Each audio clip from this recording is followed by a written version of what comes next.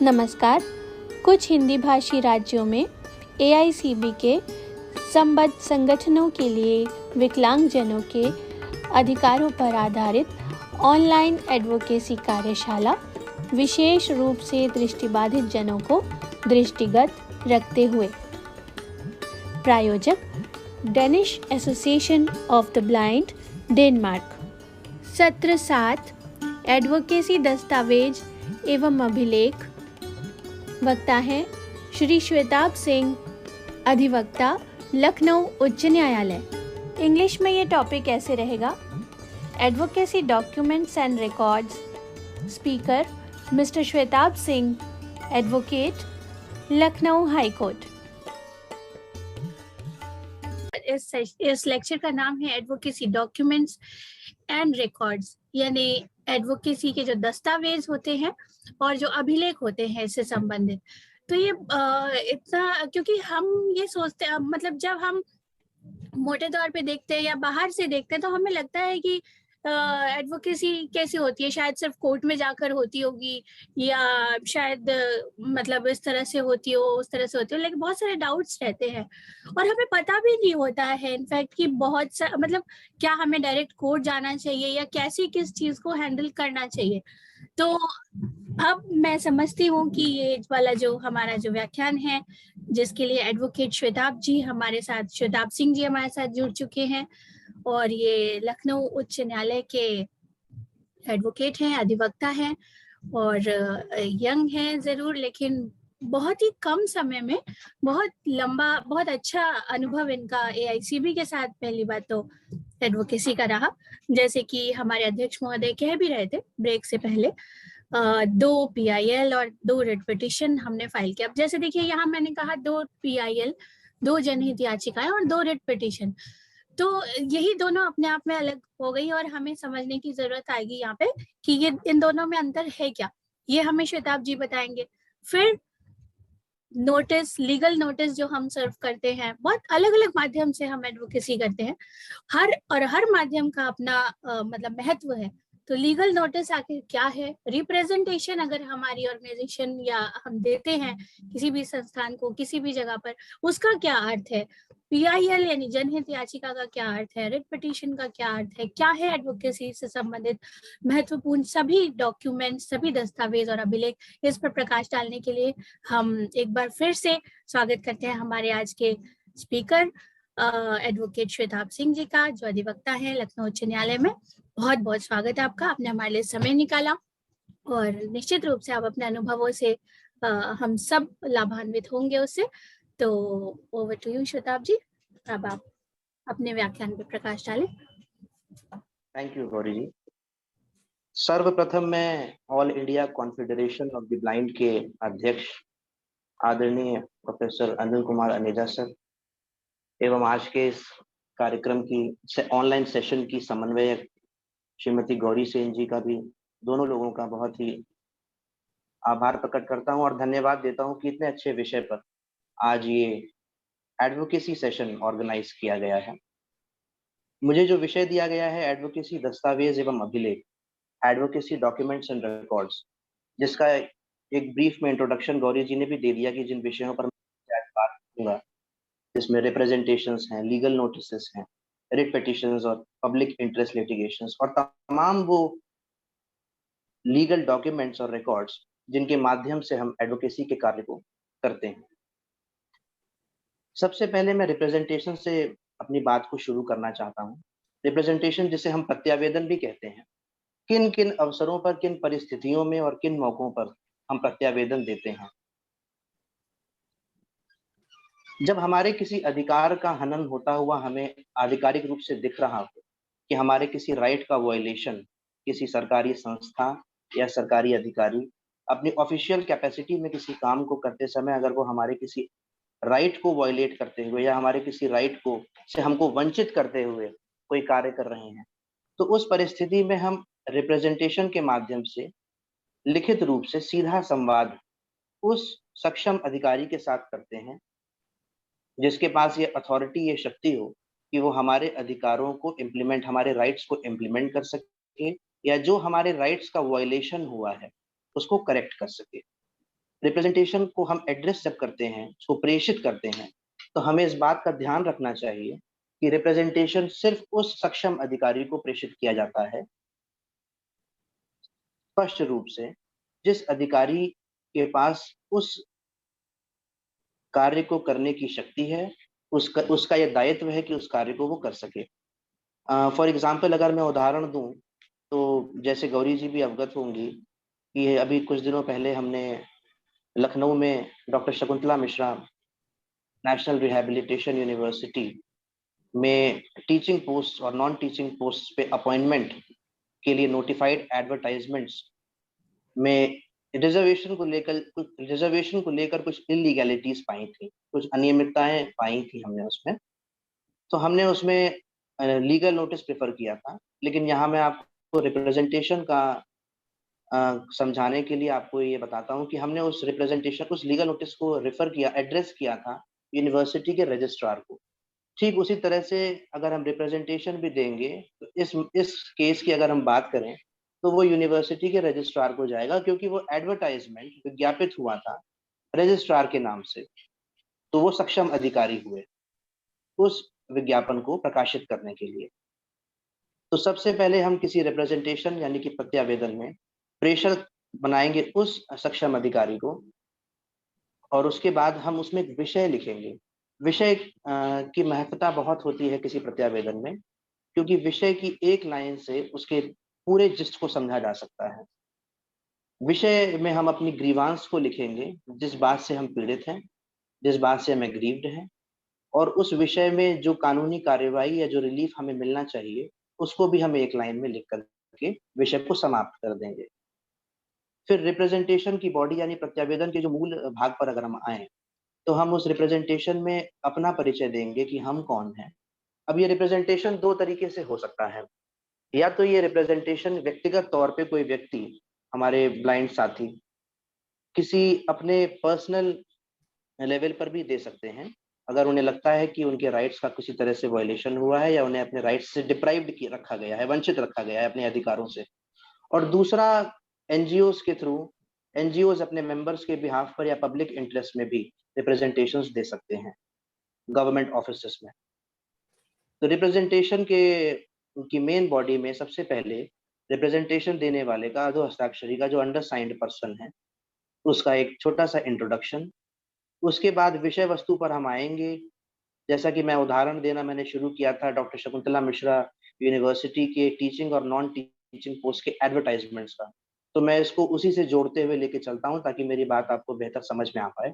तो सबसे पहले तो हम यूनिवर्सिटी के उस एडवर्टाइजमेंट का उल्लेख करेंगे, किस तारीख में वो एडवर्टाइजमेंट जारी किया गया था, किन किन विषयों और किन किन पदों पर नियुक्ति के लिए वो एडवर्टाइजमेंट जारी किया गया था। इसका पूरा एक ब्यौरा ब्रीफ में हम वहां देंगे।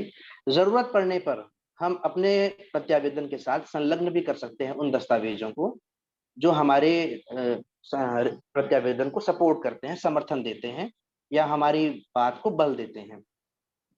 तो इस इंट्रोडक्शन के बाद, जैसा कि मैंने कहा एडवर्टाइजमेंट की हम बात कर रहे हैं, तो उस एडवर्टाइजमेंट के इंट्रोडक्शन के बाद हम ये बताएंगे कि इस एडवर्टाइजमेंट में क्या इलीगैलिटी है, क्या गलतियां इसमें हैं, वो गलतियां हम उसमें लिखेंगे। और उसके बाद कानून के किस प्राविधान में क्या क्या प्रोविजंस हैं जिनका पालन यहाँ नहीं हुआ है और होना चाहिए था, और अगर होता तो हमें क्या बेनिफिट मिलता, इन बातों को स्पष्ट रूप से बड़ी स्पष्टता के साथ हम उस प्रत्यावेदन में लिखेंगे। जैसा कि मैंने कहा कि जरूरत पड़ने पर हमें ये जरूरी ध्यान देना चाहिए कि हमारी बात को बल देने के लिए जो जो महत्वपूर्ण दस्तावेज हैं, उन्हें हमें साथ में संलग्न कर देना चाहिए, ताकि जिस सक्षम अधिकारी को हमने अपना प्रत्यावेदन प्रेषित किया है, उसको आसानी हो हमारी ग्रीवांस को रिड्रेस करने में, हमारी परेशानी को सुलझाने में। इसके साथ ही हम उस रिप्रेजेंटेशन में नीचे डेट डालेंगे, और जिस भी पर्सन ने इस रिप्रेजेंटेशन को लिखा है, अगर वो संस्था है तो संस्था के ऑफिस बेरर्स, अगर किसी इंडिविजुअल पर्सन ने अपने किसी ग्रीवांस को लेकर के रिप्रेजेंटेशन लिखा है, तो वो अपना साइन, अपना नाम, अपने पर्सनल डिटेल्स और डेट जरूर उस रिप्रेजेंटेशन में पड़ेगी।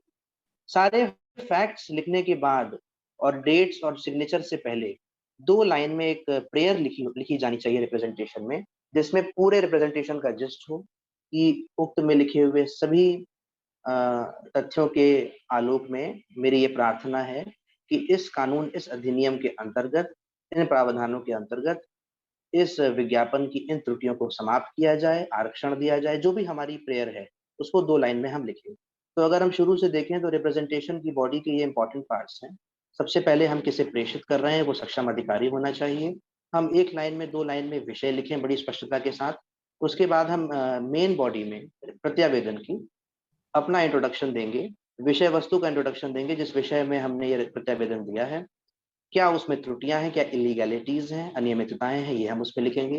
कानून के किस प्राविधानों या किस शासनादेश, गवर्नमेंट ऑर्डर, ऑफिस मेमोरेंडम या किस नियम या नियमावली में सही प्रक्रिया का प्राविधान है, उसको हम वहां पर लिखेंगे, उल्लेख करेंगे उसका। और साथ ही अंत में हम 2 लाइन की एक प्रेयर जरूर लिखेंगे कि हमें ये रिलीफ, इस तरह की रिलीफ इस प्रत्यावेदन के आलोक में दिया जाए, सारे तथ्यों के आलोक में दिया जाए।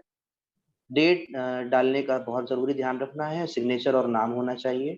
और अब बात आती है इस रिप्रेजेंटेशन की सर्विस की। इस रिप्रेजेंटेशन को हम सर्व करेंगे registered AD, speed post, registered post से हम इस रिप्रेजेंटेशन को सर्व करेंगे उस कॉम्पिटेंट अथॉरिटी को जिसे हमने प्रेषित किया है। साथ ही में इस बात का भी ध्यान देना चाहिए कि हम जो डॉक्यूमेंट्स उस रिप्रेजेंटेशन में लगा रहे हैं, वो उसी रिप्रेजेंटेशन पर नीचे संलग्नक के तौर पर, यानी एनेक्सर जिसे हम कहते हैं, संलग्नक भी उसी रिप्रेजेंटेशन पर नीचे मेंशन होना चाहिए। और अगर हम उस रिप्रेजेंटेशन की कॉपी, प्रतिलिपि किसी दूसरे अधिकारी या व्यक्ति को दे रहे हैं, तो उसका नाम भी उसी पर नीचे मेंशन होना चाहिए। सर्विस करने के लिए मैंने आपको बताया कि रिप्रेजेंटेशन की सर्विस रजिस्टर्ड मोड से होनी चाहिए, रजिस्टर्ड एडी, रजिस्टर्ड पोस्ट से। और अब इस समय हम हालांकि सुप्रीम कोर्ट ने सर्विस के मोड्स पर ये जजमेंट भी दिए हैं कि व्हाट्सएप और ईमेल को भी प्रॉपर सर्विस अब माना जाएगा। तो आम तौर पर वो तो अपरिहार्य परिस्थितियों में हम व्हाट्सएप पर किसी को रिप्रेजेंटेशन सर्व करते हैं, लेकिन ईमेल तो अब बहुत ही प्रॉपर चैनल हो गया है, क्योंकि सारी गवर्नमेंट बॉडीज के अपने ईमेल आईडीज होते हैं जो कि उनके डिपार्टमेंट की वेबसाइट से इजीली अवेलेबल होते हैं। और अगर वो अवेलेबल ना हो सके तो रजिस्टर्ड पोस्ट और स्पीड पोस्ट का माध्यम तो हमेशा ही सबके लिए सुलभ है और हमेशा रहेगा। रजिस्टर्ड पोस्ट से सर्विस करने के बाद उसकी जो पोस्टल रिसिप्ट होती है, उसको अपने पास रखना, और रिप्रेजेंटेशन की एक साइंड कॉपी की फोटो कॉपी को अपने पास रखना बहुत इंपॉर्टेंट है। इस बात का आप सब लोग ध्यान रखें। वो आगे चल के लीगल डॉक्यूमेंट, जिसे हम जो आज का विषय भी है, एडवोकेसी डॉक्यूमेंट्स एंड रिकॉर्ड्स, उसका वो पार्ट बनता है, वो रिप्रेजेंटेशन। तो मुझे लगता है कि रिप्रेजेंटेशन के संबंध में काफी सारी बातें मैंने कवर किया। रिप्रेजेंटेशन देने के बाद रिमाइंडर रिप्रेजेंटेशन यानी कि अनुस्मारक भी आप दे सकते हैं उस सक्षम अधिकारी को। अगर 15-20 दिन के अंतराल पर कोई भी कार्यवाही आपके प्रत्यावेदन के संबंध में नहीं की गई है, तो आप एक रिमाइंडर दे सकते हैं।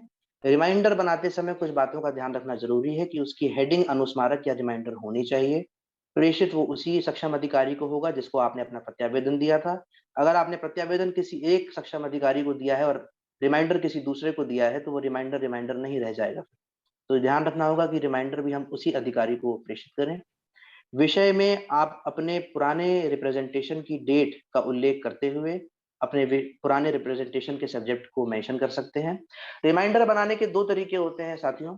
रिमाइंडर या तो हम पूरा डिटेल्ड रिप्रेजेंटेशन की तरह एक रिमाइंडर बना सकते हैं और सारे तथ्यों को लिखने के बाद अंत में एक पैरा ये लिख सकते हैं कि मैंने फला तारीख को इस डेट को अपना एक प्रत्यावेदन आपको रजिस्टर्ड पोस्ट के माध्यम से प्रेषित किया था, परंतु उसमें अभी तक कोई कार्यवाही नहीं हुई है। और इसके साथ ही हम उसको रिमाइंडर को फिर से सर्व कर सकते हैं उसी माध्यम से। दूसरा रिमाइंडर बनाने का एक तरीका ये होता है कि हम उसको बहुत ब्रीफ रखते हैं और उसमें रिमाइंडर की मेन बॉडी में सिर्फ हम अपने रिप्रेजेंटेशन का उल्लेख करते हुए ये लिखते हैं कि अभी तक इस रिप्रेजेंटेशन में कोई कार्यवाही नहीं हुई। इस रिमाइंडर में सारे फैक्ट्स नहीं आते हैं। तो ये 2 तरीके हैं जिससे आप अपना रिमाइंडर रिप्रेजेंटेशन बना सकते हैं। अब रिप्रेजेंटेशन और रिमाइंडर रिप्रेजेंटेशन के बाद मैं आता हूँ लीगल नोटिस के ऊपर। लीगल नोटिस साथियों एक तरह की चेतावनी होती है उस सक्षम अधिकारी को, जिसको हम ये वार्निंग देते हैं कि हम इस विषय पर अगर सक्षम अधिकारी द्वारा समुचित कार्यवाही एक समय सीमा के अंदर नहीं करी गई, तो लीगल नोटिस देने वाला व्यक्ति कोर्ट जाने के लिए, न्यायालय जाने के लिए और न्यायिक प्रक्रिया को अपनाने के लिए बाध्य होगा। ऐसी चेतावनी हम देते हैं लीगल नोटिस के माध्यम से। लीगल नोटिस क्लाइंट के बिहाफ पर एडवोकेट के थ्रू सर्व होता है और उसमें लॉ के सारे प्रोविजंस, जैसा कि हम रिप्रेजेंटेशन में भी मैंने बताया, अगर अच्छा एक कॉम्प्रिहेंसिव रिप्रेजेंटेशन बनाना है तो उसमें भी हमें लॉ के सारे उन पॉइंट्स को लेकर चलना चाहिए जिससे हमारी ग्रीवांस के रिड्रेसल को बल मिलता है। तो उसी प्रकार से एडवोकेट के थ्रू लीगल नोटिस भी सर्व होती है। एडवोकेट जो लीगल नोटिस को सर्व करता है उसकी भी कॉपी और साथ में उसकी सर्विस के मोड का एविडेंस सिक्योरली सेफली रखा जाता है, जो कि एडवोकेसी डॉक्यूमेंट और लीगल रिकॉर्ड का पार्ट होता है। लीगल नोटिस की खास बात यह है कि उसमें एक स्पेसिफाइड टाइम पीरियड भी एडवोकेट मेंशन करते हैं कि हमारी जो ग्रीवांस है उनका रिड्रेसल इतने समय के अंदर आपको करना है, और अगर ऐसा नहीं होता है तो हम बाउंड होंगे, बाध्य होंगे न्यायिक प्रक्रिया को अपनाने के लिए। तो ये लीगल नोटिस एक तरह की चेतावनी है सक्षम अधिकारी को ये बताने के लिए कि हम अगर ये हमारी ग्रीवांसेस का रिड्रेसल इतने समय के भीतर 15 दिन का टाइम, 20 दिन का टाइम हम उसमें मेंशन करते हैं, अगर नहीं हुआ तो we are bound to move to court, न्यायिक प्रक्रिया को हम अपनाएंगे। लीगल नोटिस के बाद आरटीआई की मैं बात करता हूँ साथियों। आरटीआई बहुत ही इंपॉर्टेंट एक टूल है एडवोकेसी का। राइट टू इंफॉर्मेशन एक्ट 2005 में हमें ये अधिकार दिया गया है कि हम government bodies, government funded bodies, government aided bodies और गवर्नमेंट की कंट्रोल्ड बॉडीज से सूचना मांग सकते हैं। जैसा कि मैंने अभी आपको पहले रिप्रेजेंटेशंस के बारे में बताया था, तो किसी रिप्रेजेंटेशन को सर्व करने के बाद भी एक 15-20 दिन के स्टिपुलेटेड टाइम पीरियड के बाद आप आरटीआई का भी इस्तेमाल कर सकते हैं। आरटीआई में आप पब्लिक इंफॉर्मेशन ऑफिसर, उस संबंधित कार्यालय के जन सूचना अधिकारी से अपने विषय वस्तु के संबंध में या अपने ही दिए हुए रिप्रेजेंटेशन या प्रत्यावेदन के संबंध में की गई कार्यवाही की सूचना भी आप मांग सकते हैं। इस संबंध में जो भी कार्यवाही की गई है उसकी सूचना आप मांग सकते हैं। आरटीआई का रिप्लाई न मिलने पर आप फर्स्ट अपील, जो कि डिपार्टमेंटल अपील होती है, अपीलिएट ऑफिसर उसी संबंधित विभाग या संस्था के अधिकारी को आप जन सूचना अधिकारी से आप अपील में सूचना मांग सकते हैं। अपील में सूचना न मिलने पर सेकेंड अपील का प्रोविजन है, जो कि स्टेट इंफॉर्मेशन कमीशन में, जिसके लिए हम जा सकते हैं। आरटीआई फाइल करने के दो मोड्स हैं, एक ऑनलाइन मोड है और एक ऑफलाइन मोड है। ऑफलाइन मोड में आप स्पीड पोस्ट के थ्रू या रजिस्टर्ड पोस्ट के थ्रू पब्लिक इंफॉर्मेशन ऑफिसर से इंफॉर्मेशन प्रोक्योर कर सकते हैं। आरटीआई ड्राफ्ट करते समय कुछ बातों का ध्यान रखना चाहिए। अगर आप किसी लॉयर के थ्रू उसको ड्राफ्ट करवा रहे हैं तो आप उसको सारी रेलेवेंट इंफॉर्मेशन, जो भी जरूरी सूचनाएं हैं, वो आप उसको प्रदान करें। और अगर आप स्वयं ही किसी आरटीआई एप्लीकेशन को ड्राफ्ट कर रहे हैं, बना रहे हैं, लिख रहे हैं, तो आपको कुछ बातों का खास ख्याल रखना चाहिए। आपको ये प्रयास करना चाहिए कि जो सूचना के अधिकार में आप जो सूचनाएं मांग रहे हैं जन सूचना अधिकारी से, आपका ये प्रयास होना चाहिए कि वो सूचनाएं जो आप मांग रहे हैं वो इंटेरोगेटिव फॉर्म में ना हो, प्रश्नवाचक, यानी कि मैं सीधे सीधे कहूँ, प्रश्न आप न पूछें, आप सूचना मांगे अपने विषय में। इस तरीके से उसको ड्राफ्ट करें, लिखें कि आप क्वेश्चन न पूछें, आप सूचना मांगे। इस बात का आप ध्यान रखें। साथ ही इंफॉर्मेशन आरटीआई के एप्लीकेशन के साथ आपको 10 रुपए का एक पोस्टल ऑर्डर संलग्न करना होता है, जो कि आप किसी भी पोस्ट ऑफिस से प्राप्त कर सकते हैं, और उसको साथ में लगा करके आप स्पीड पोस्ट या रजिस्टर्ड पोस्ट के थ्रू उस आरटीआई एप्लीकेशन को कंसर्न्ड पब्लिक इंफॉर्मेशन ऑफिसर को सर्व कर सकते हैं। ध्यान रखिएगा कि उस आरटीआई एप्लीकेशन की फोटोस्टेट कॉपी और सर्विस के मोड, यानी कि अगर आपने स्पीड पोस्ट से भेजा है, रजिस्टर्ड पोस्ट से भेजा है, तो उसकी रिसिप्ट की कॉपी आप अपने पास संभाल कर रखें, क्योंकि वही आपकी आरटीआई का एविडेंस है, आपने आरटीआई फाइल किया था। अगर हम ऑनलाइन मोड की बात करें ऑनलाइन मोड में यूपी स्टेट गवर्नमेंट की वेबसाइट है UP RTI online, government of India की भी वेबसाइट है आरटीआई की, आरटीआई ऑनलाइन, जिसके माध्यम से आप ऑनलाइन घर बैठे या किसी भी साइबर कैफे या अपने मोबाइल फोन से या किसी की मदद लेकर के आप आरटीआई एप्लीकेशन ऑनलाइन बहुत आराम से डाल सकते हैं, फाइल कर सकते हैं। उसमें आपको पोस्टल ऑर्डर नहीं लगाना होगा, आप ऑनलाइन ही 10 रुपए की फीस का पेमेंट ऑनलाइन मोड से कर सकते हैं, क्रेडिट कार्ड से, डेबिट कार्ड से, ऑनलाइन तमाम तरीके के यूपीआई के भी मोड से आप पेमेंट कर सकते हैं। तो ऑनलाइन आरटीआई एप्लीकेशन भी बहुत सहूलियत देती है आरटीआई एप्लीकेशन फाइल करने के लिए। और ऑनलाइन पोर्टल पे जाकर अगर आप आरटीआई फाइल करते हैं तो फर्स्ट अपील भी आप सूचना न मिलने पर या आपको जो सूचना दी गई है उससे अगर आप संतुष्ट नहीं हैं तो आप फर्स्ट अपील भी ऑनलाइन ही फाइल कर सकते हैं पोर्टल पर। आप जो भी डॉक्यूमेंट्स या अपने सपोर्ट में जो भी डॉक्यूमेंट्स आप आरटीआई एप्लीकेशन के साथ लगाना चाहते हैं वो आप उसको वेबसाइट पर अपलोड कर सकते हैं। और ऑफलाइन मोड में अगर आप आरटीआई में आपको इंफॉर्मेशन नहीं मिलती है आपकी एप्लीकेशन पे तो आप फर्स्ट अपील भी ऑफलाइन मोड में फाइल कर सकते हैं। ध्यान आपको ये रखना होगा कि उस फर्स्ट अपील की कॉपी और मोड ऑफ सर्विस डिलीवरी की भी जो प्रूफ ऑफ एविडेंस है उसकी कॉपी आपको अपने पास सुरक्षित रखनी होगी।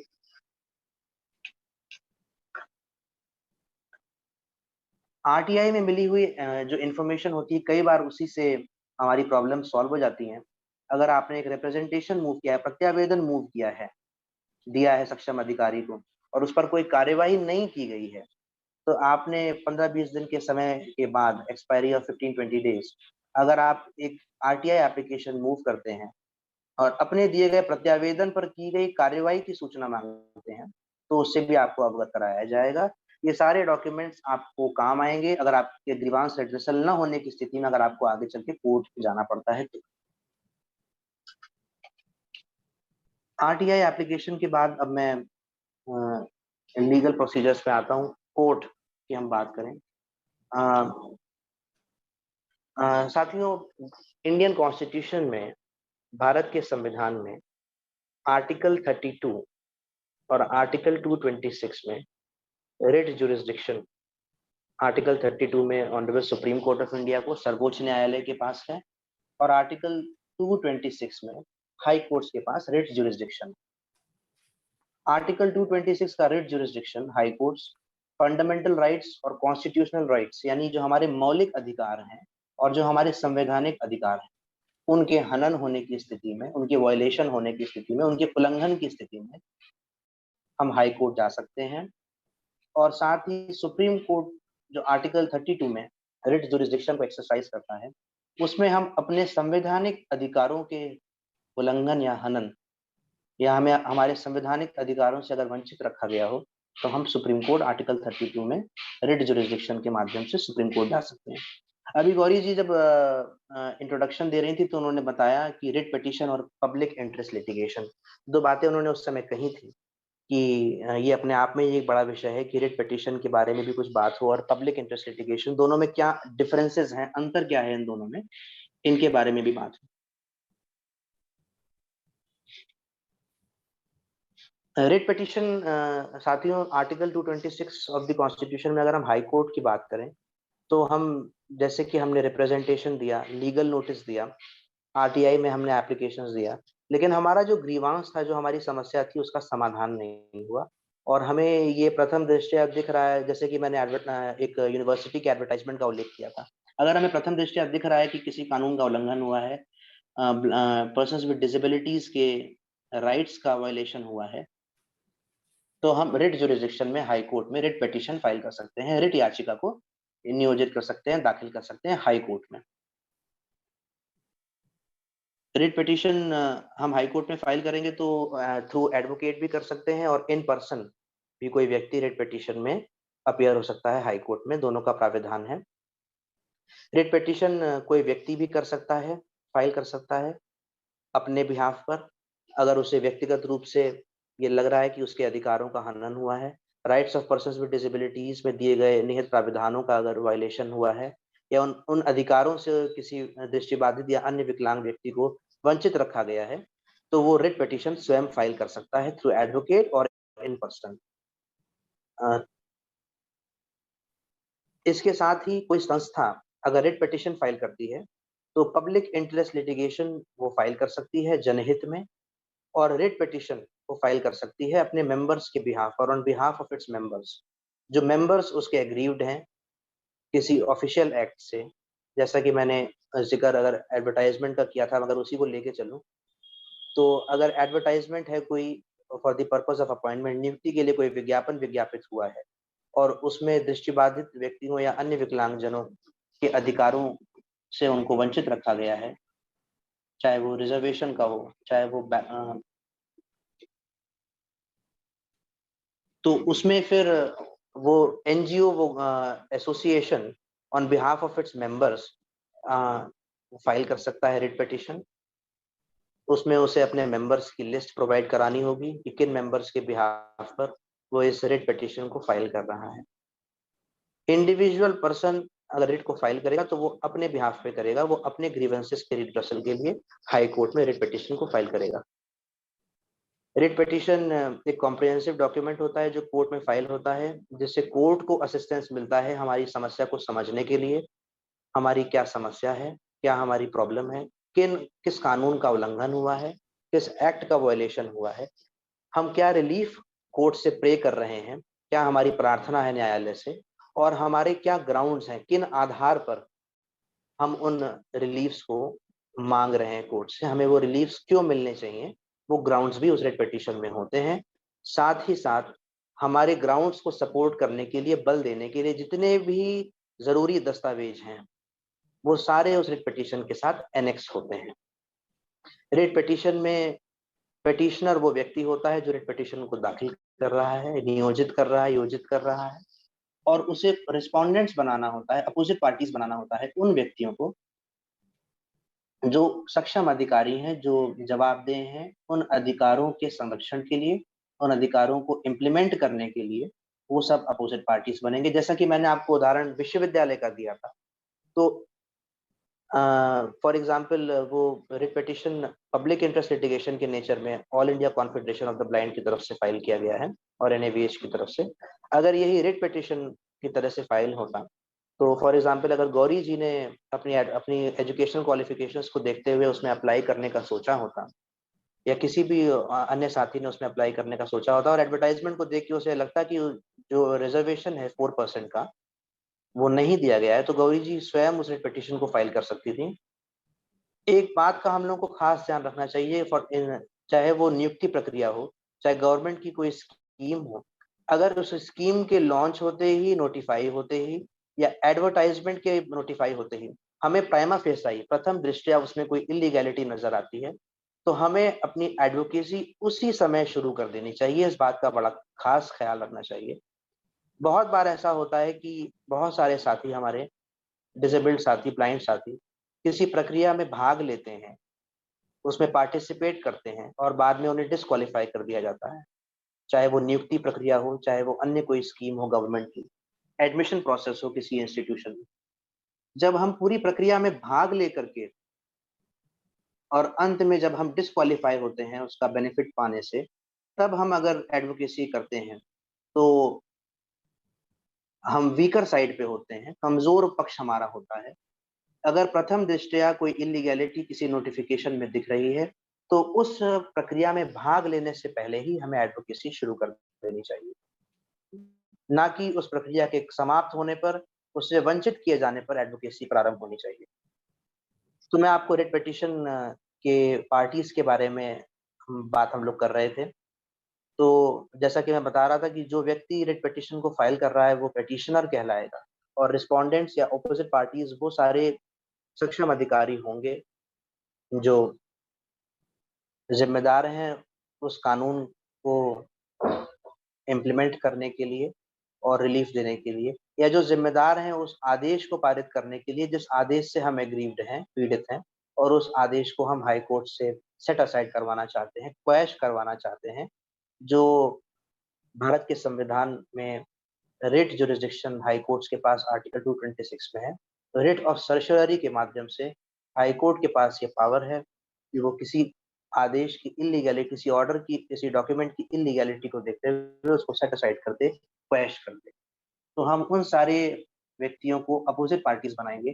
जैसा कि मैं आपको उदाहरण दूं यूनिवर्सिटी का, यूनिवर्सिटी के रेट में जो कि वो एडवर्टाइजमेंट नोटिफाई किया था, प्रकाशित हुआ था, रजिस्ट्रार के नाम से विज्ञापित हुआ था, तो रजिस्ट्रार उसमें यूनिवर्सिटी को रिप्रेजेंट करेंगे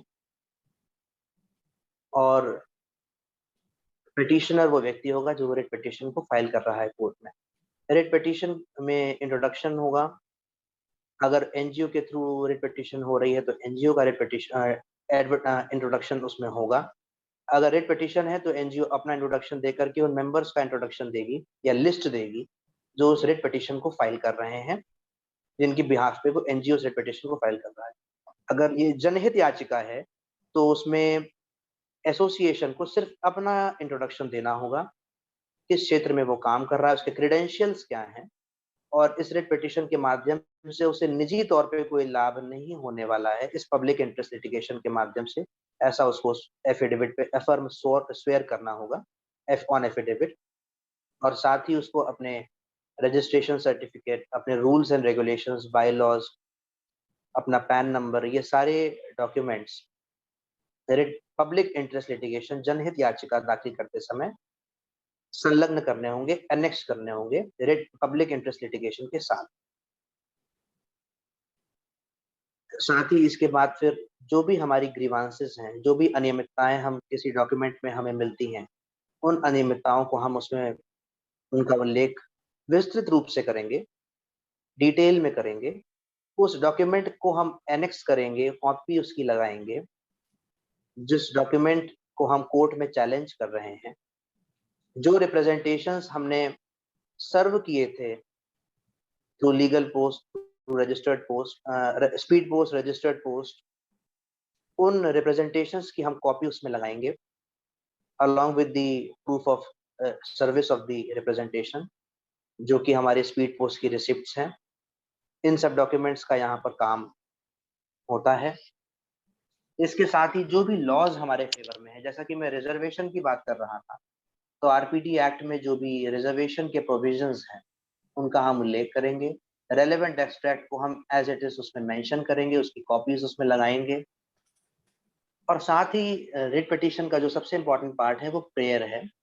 प्रेयर, मेन प्रेयर एक होती है और एक इंटरिम रिलीफ जो हम कोर्ट से मांगते हैं। इंटरिम रिलीफ जो हम रिट पिटीशन की पेंडेंसी के दौरान फर्स्ट डेट पर ही कोर्ट से अगर हम इंटरिम रिलीफ प्रे करते हैं कि अंतरिम राहत हमें पहले ही दिन सुनवाई के दे दी जाए, क्योंकि प्रथम दृष्टया इस अभिलेख में, इस डॉक्यूमेंट में, इस एडवर्टाइजमेंट में ये इलीगैलिटी है, ये अनियमितता है। और अगर नियुक्ति प्रक्रिया है या कोई और स्कीम है, अगर वो आगे उसको जारी रखा गया तो हमारे राइट्स का वायलेशन होगा और हम उससे एग्रीव्ड होंगे। तो रिलीफ में हमें ये ध्यान रखना होगा कि हम बड़े स्पष्ट रूप से कोर्ट से क्या रिलीफ मांग रहे हैं। अगर किसी डॉक्यूमेंट से हम एग्रीव्ड हैं, पीड़ित हैं, किसी डॉक्यूमेंट में इलीगैलिटी हमें मिलती है, क्वेश्चन की हम प्रेयर करते हैं। Under the writ of certiorari the high court के पास ये शक्ति है कि वो उस डॉक्यूमेंट को सेट असाइड करे, निरस्त कर दे, उसके इम्प्लीमेंटेशन को, उसके असर को खत्म कर दे। साथ ही रिट ऑफ मैंडमस, जो कि आर्टिकल 226 में जो रिट जुरिस्डिक्शन है हाई कोर्ट का, उसमें हाई कोर्ट के पास ये शक्ति निहित है कि वो मैंडमस की रिट जारी करते हुए सक्षम अधिकारी को, जो हमारी रिट पिटीशन में अपोजिट पार्टी या रिस्पोंडेंट है, उसे हाई कोर्ट ये निर्देशित करे कि किन नियमों का, किन कानूनों का पालन करने के लिए आदेश को पारित करे। ये हमारी प्रेयर होती है। इंटरिम रिलीफ में भी हम ये प्रेयर, स्टे की प्रेयर मांग करते हैं। किसी डॉक्यूमेंट से जिससे हम पीड़ित हैं, एग्रीव्ड हैं, तो उस डॉक्यूमेंट के इम्प्लीमेंटेशन को कोर्ट स्टे कर दे, रोक लगा दे during pendency of writ petition और पब्लिक इंटरेस्ट लिटिगेशन। मुकदमे की सुनवाई के दौरान उस डॉक्यूमेंट के असर को कोर्ट रोक दे, उसके इम्प्लीमेंटेशन को, कार्यान्वयन को, उस आदेश को कोर्ट रोक दे। ऐसा हम इंटरिम रिलीफ कोर्ट से मांगते हैं।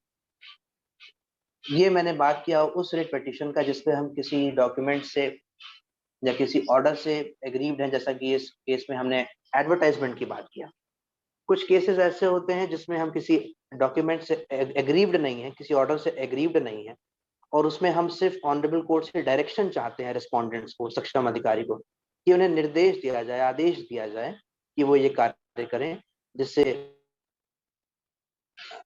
कानूनों का और पर्सन्स विद डिसेबिलिटीज के राइट्स का अपलिफ्टमेंट हो, उनका प्रोटेक्शन हो।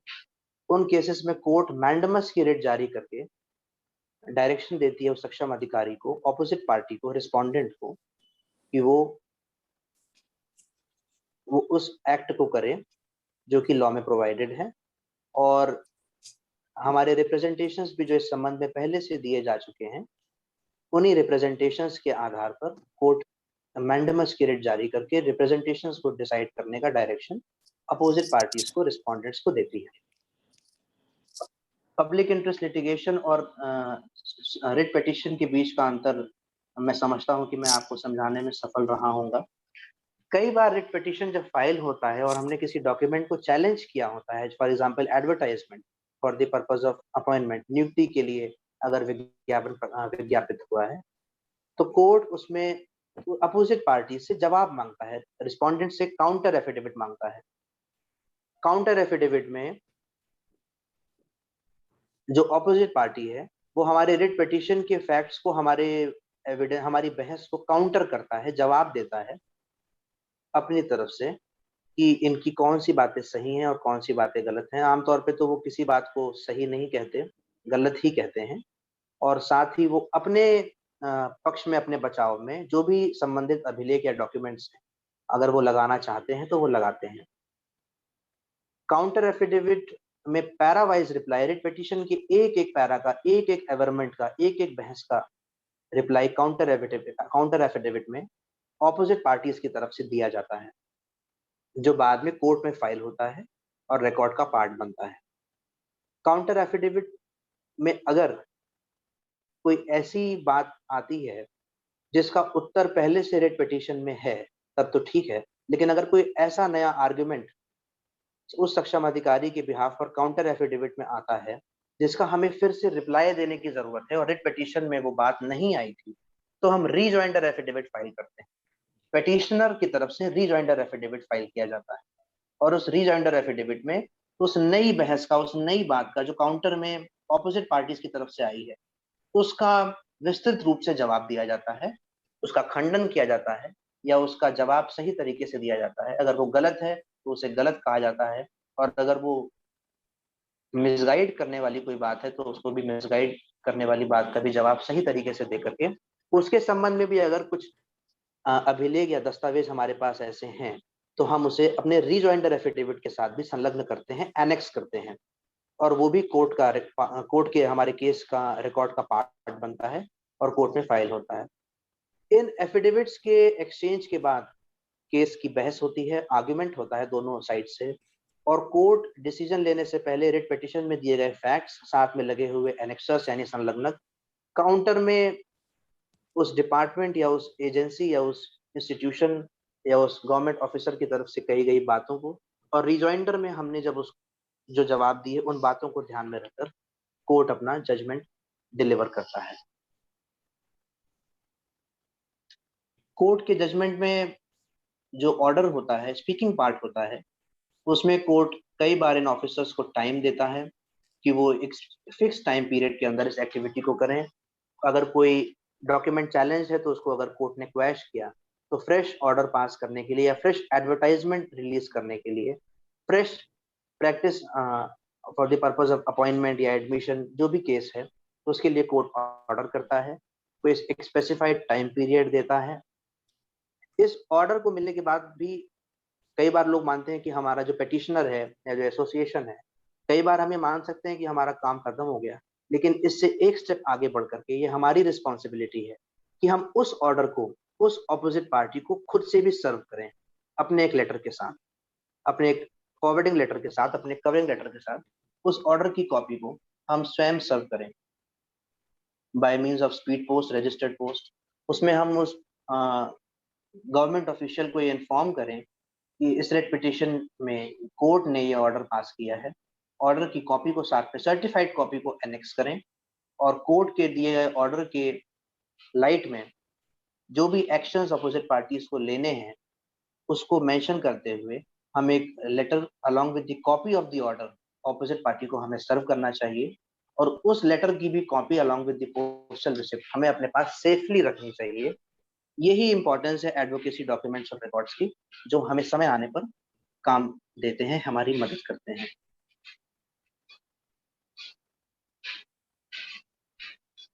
रिट पिटीशन, हाँ प्लीज सर। कंटिन्यू। नहीं प्लीज कंटिन्यू, आई थॉट आप गो अहेड प्लीज।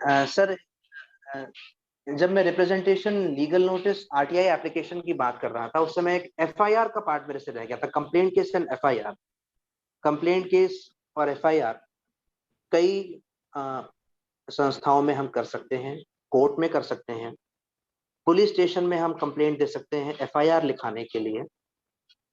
एफआईआर की बात मैं इसलिए कर रहा हूं क्योंकि जब आरपीडी एक्ट 2016 आया था, हमारा नया एक्ट आया था 1995 के एक्ट को रिपील करते हुए, अवक्रमित करते हुए, तो इसमें ऑफेंसेस और पेनल्टीज का एक प्रोविजन दिया गया था। इस ऑफेंसेस और पेनल्टीज के प्रोविजन को सरकार ने बनाया, इसमें 5 साल तक की इम्प्रिजनमेंट का प्रोविजन सेक्शन 92 में। चैप्टर 16 आरपीडी एक्ट 2016 का ऑफेंसेस एंड पेनल्टीज की बात करता है। इसमें सेक्शन 92 में पनिशमेंट भी दी गई है ऑफेंसेस ऑफ एट्रोसिटीज की।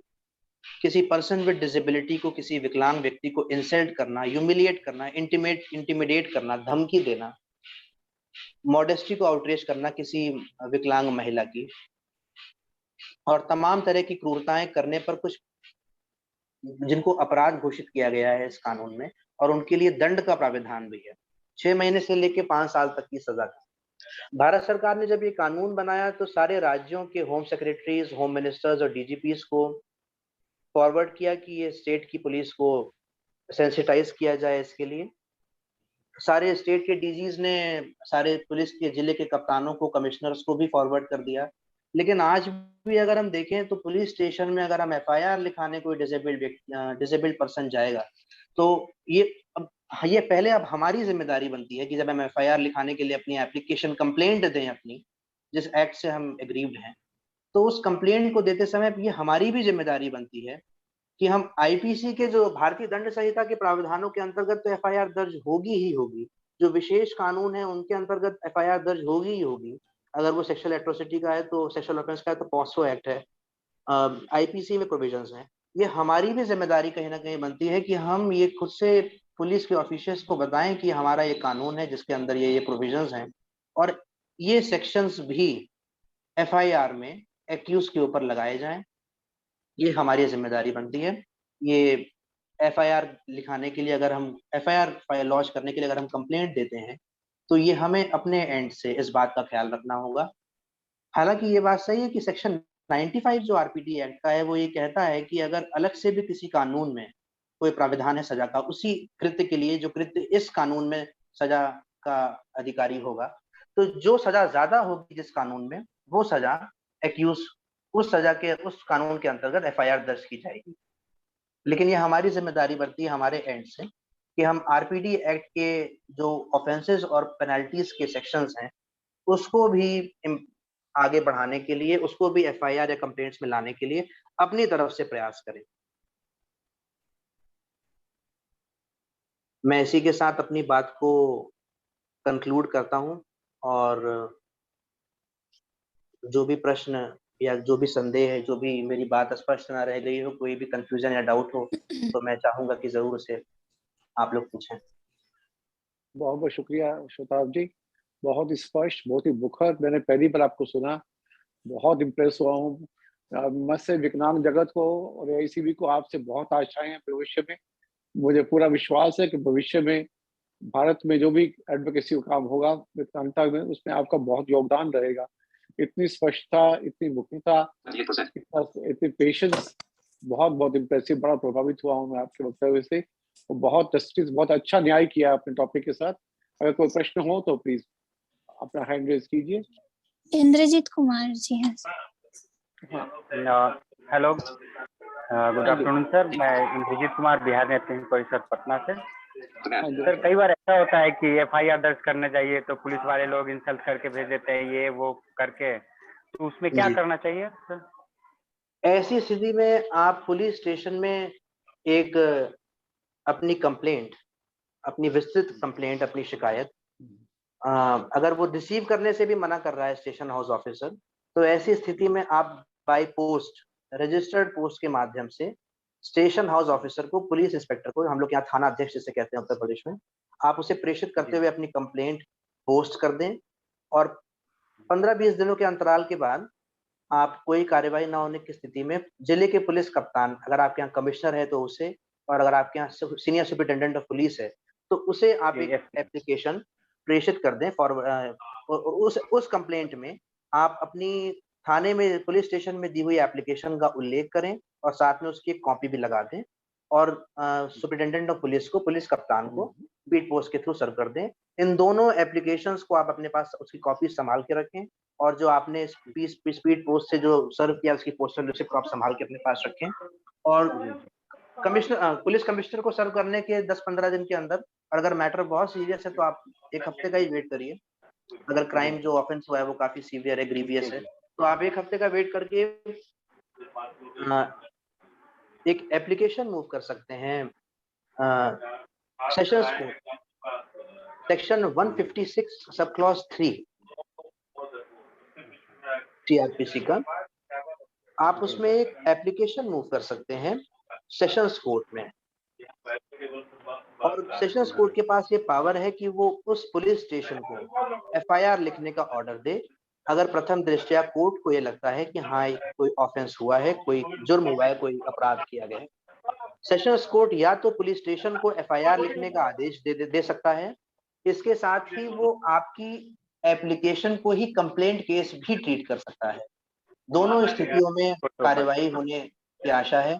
अगर एफआईआर दर्ज होगी तो पुलिस फिर उसमें कार्यवाही करेगी, विवेचना अधिकारी इन्वेस्टिगेटिंग ऑफिसर को अपॉइंट करेगी, और अगर कोर्ट ने स्वयं आपकी एक 156(3) की एप्लीकेशन का संज्ञान लेकर उसे कंप्लेंट केस ट्रीट कर लिया तो कोर्ट में आपका बयान होगा, कंप्लेनेंट का, जो पीड़ित है या कंप्लेनेंट है उसका बयान होगा, एविडेंसेस वो गवाह अपने प्रस्तुत करेगा कोर्ट में, जिससे वो साबित कर सके कि उसके साथ ये गलत काम हुआ है या, और उसके बाद कोर्ट सम्मन करेगी कंप्लेंट केस में उस डिफेंडेंट को या अपोजिट पार्टी को, एक्यूज को, जिसने वो एक्ट या ऑफेंस कमिट किया है।